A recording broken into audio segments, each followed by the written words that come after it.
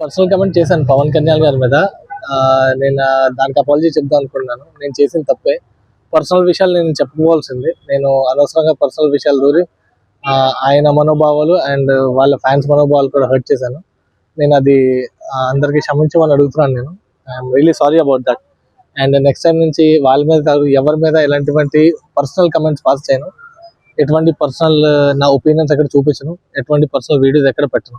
ఇది ఎప్పుడు జరిగిందండి? ఇది ప్రీవియస్ సార్. ఇది సో ఇది అయిపోయింది సార్, 1.5 year అయిపోయింది.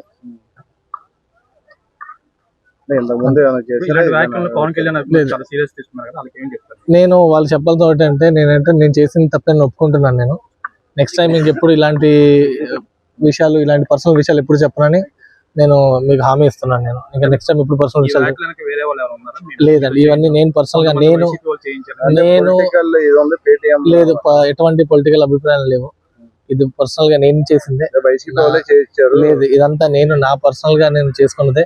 అది కూడా అది స్టాండప్ కామెడీలో ఫ్లో లో వస్తుంది. అది ఇది పర్సనల్ గా నేను రాసి చేసింది కాదు. ఇది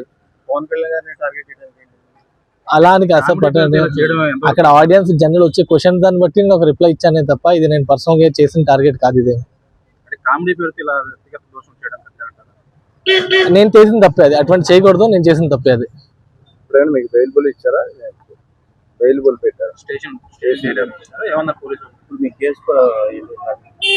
నాకు కేసు ఫైల్ చేశారు సార్. దానికి బెయిల్ వచ్చింది నాకు.